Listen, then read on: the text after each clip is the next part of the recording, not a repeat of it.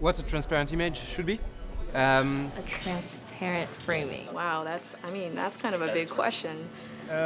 If you ask about expression, you're already asking about the possibilities, the framing, the construction, the fact that something is actually being manufactured. Yeah, what comes to mind for me is how ambiguous that can still be, where, for example, a few years ago when Oscar Grant was shot and they had that cell phone footage, it was evidence, right? It was actual evidence. Because the content is a capture of the physical and empirical layer of life.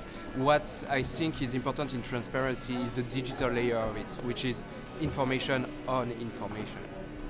Transparency is not so much about the content, but about the other layers of data that is surrounding the content.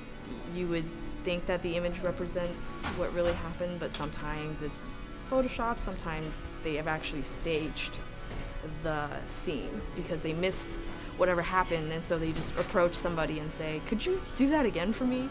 I think this is what is going lost in the idea of producing a content which would be transparent and which actually negates the fact that it was the result of a kind of deliberation, a kind of transaction. A conversational setting where I can have a one-on-one conversation. It feels a little more personal between you and me, and I'm not standing in the middle of an or like outside of an auditorium where people are walking by wondering what I'm talking about. What are you really asking, right? Like, what is it about this form that you're interested in? Like, why does it have to be one image that represents transparency?